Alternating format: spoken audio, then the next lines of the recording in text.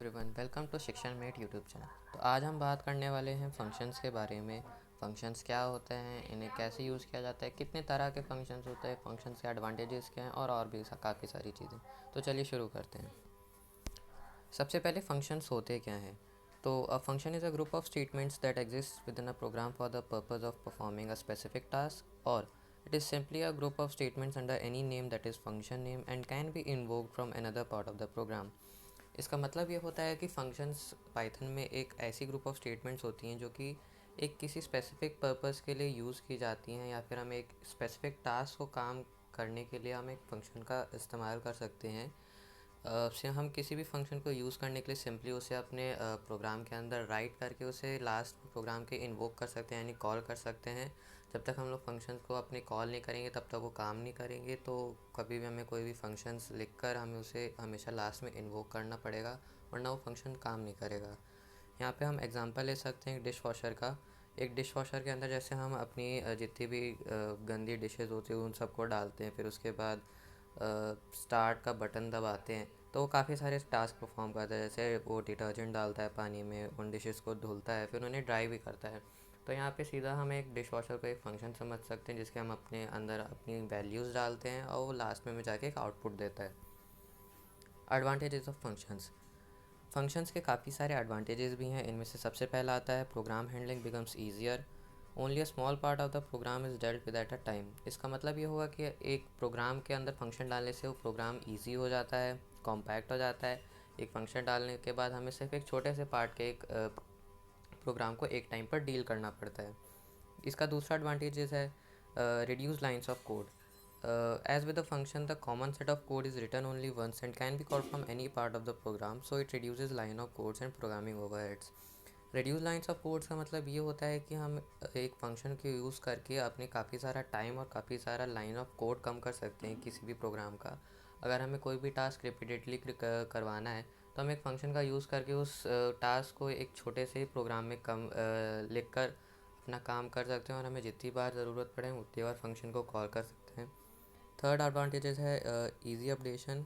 एक फंक्शन को यूज़ करके हम इजीली अपने प्रोग्राम को काफ़ी बार अपडेट कर सकते हैं।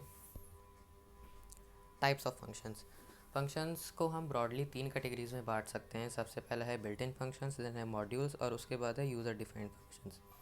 Built in functions are the predefined functions already available in Python. For example, integer, float, input, max, min, length, etc. जितने भी फंक्शन हमारे पाइथन लाइब्रेरी में पहले से ही प्री डिफाइंड या फिर पहले से ही सेव मिलते हैं, उन सारे फंक्शंस को हम बिल्ट इन फंक्शंस कहते हैं। इनके काफ़ी सारे एग्जांपल्स हैं जैसे कि मैक्स, मिन, लेंथ, और काफ़ी सारे ऐसे भी फंक्शंस जिनमें हम किसी वैल्यू को कन्वर्ट कर सकते हैं, जैसे इंटीजर, फ्लोट, और range, round, etc. Next है modules. A module in Python is a file that contains a collection of related functions. इसका मतलब ये होता है कि एक पाइथन के अंदर एक मॉड्यूल एक ऐसी फाइल होती है जिसके अंदर काफ़ी सारे फंक्शंस जो कि आपस में सेम होते हैं या फिर रिलेटिवली सिमिलर जिनकी प्रॉपर्टीज़ होती है, वो सारे फंक्शंस एक ही फाइल में स्टोर होते हैं। इसका एग्जांपल है मैथ मॉड्यूल। अगर हम मैथ मॉड्यूल को लें तो इसके अंदर मैथ से रिलेटेड काफ़ी सारे फंक्शंस ऑलरेडी स्टोर मिलते हैं, जैसे सील, पावर, स्क्वायर रूट और कॉस, साइन, एक्सेट्रा। सेम अगर हम रैंडम मॉड्यूल का एग्जांपल ले तो इसके अंदर भी काफ़ी सारे फंक्शन स्टोर मिलते हैं, जैसे रैंड रेंज, रैंडम, रैंडेंट। ये सारे फंक्शंस सिमिलरली प्रॉपर्टीज़ रखते हैं जिसके कारण हम इन्हें एक मॉड्यूल के अंदर ग्रुप कर सकते हैं।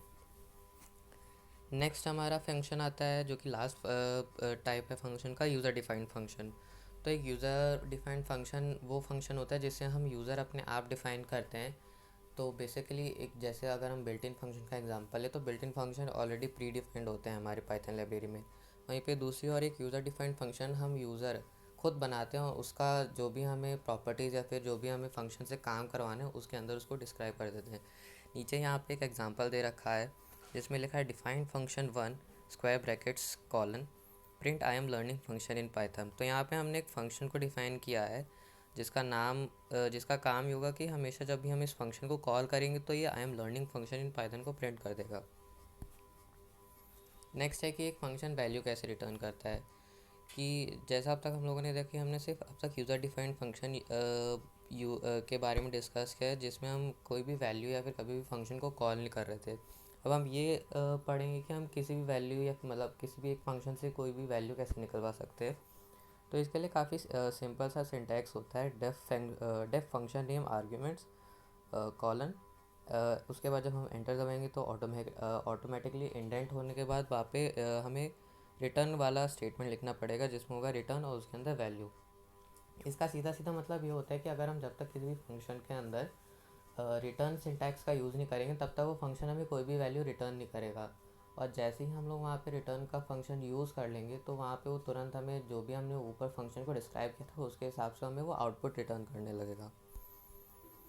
जैसे यहाँ पे एग्जांपल दे रखा है कि इसमें हमें क्वेश्चन में ये बताना है कि write a Python function to compute area of a rectangle.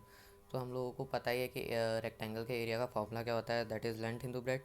तो यहाँ पे हमने एक फंक्शन डिफाइन किया है, def area rectangle length comma breadth. फिर उसके बाद हमने यहाँ पे नीचे एरिया को डिफाइन कर दिया है, यानी हमने फंक्शन को अपने डिफाइन किया है कि area is equals to length into breadth और उसके बाद रिटर्न एरिया। तो यहाँ पे रिटर्न एरिया का सिग्निफिकेंस यही होगा कि जब भी हम कोई वैल्यू डालेंगे तो वहाँ पे वो हमें रिटर्न कर देगा हमारा जो भी आउटपुट आएगा। अगर हम यहाँ पे रिटर्न स्टेटमेंट का यूज़ नहीं कर दे तो हमें कभी भी हमारी वैल्यू वापस रिटर्न नहीं करता। सेम यहाँ पे दो एग्जांपल्स और दे रखे हैं। इसमें पहला एग्जांपल तो ये है कि हमें एक ऐसा प्रोग्राम बनाना है जिसमें हम दो नंबर्स को ऐड या सब्ट्रैक्ट कर सकते हैं। तो इसका भी काफ़ी इजी फंक्शन है। सबसे पहले हम वापस एक डेफ स्टेटमेंट लिखेंगे कि def add difference x comma y. उसके बाद हमने नीचे ऐड और डिफरेंस दोनों को डिफ़ाइन किया कि ऐड का मतलब हो जाएगा x plus y and difference का मतलब हो जाएगा एक्स माइनस वाई। फिर हमने रिटर्न वाली स्टेटमेंट वापस से यूज़ की है। और उसके बाद हमने यहाँ पे फंक्शन के अंदर हमने ऑलरेडी दो वैल्यू दे दी हैं कि हमने यहाँ पे ए की वैल्यू 200 ली है और बी की वैल्यू 180 ली है। और उसके बाद नीचे हमने प्रिंट वाला भी एक स्टेटमेंट यूज़ कर लिया। उसके बाद यहाँ पे हम आंसर देख ही सकते हैं, सिंस वैल्यूज़ हमारी 200 एंड 180 थी तो इसमें सम का आंसर हमारा 380 हो जाएगा एंड डिफरेंस का आंसर 20 हो जाएगा। सेम ये वाला एग्जांपल है, इसमें बस ये चेंज होगा कि हमने यहाँ पे मल्टीप्लिकेशन और डिवीजन और ऐड कर दिया, बाकी का सारा कोड वैसा ही रहेगा।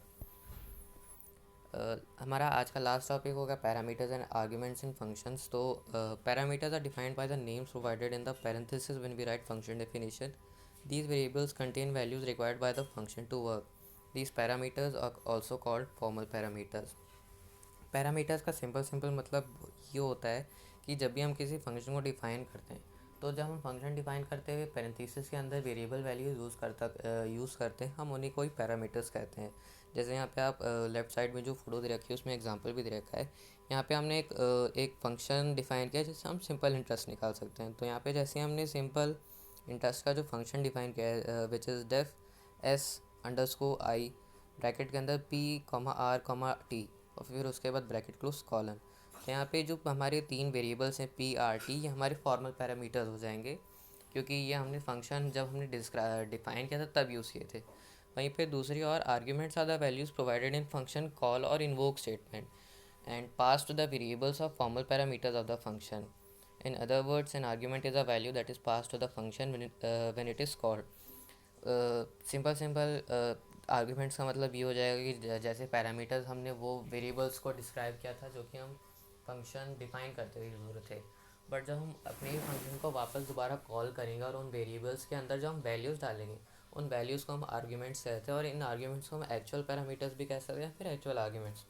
सेम इसका एग्जांपल राइट साइड वाली फ़ोटो में दे रखा है कि जब हमने अपने उसी सिंपल इंटरेस्ट वाले फंक्शन को कॉल किया तो वहाँ पे हमने पी और आर और टी की जो वैल्यू डाली हैं that are which are 40,000 30 and 5 respectively.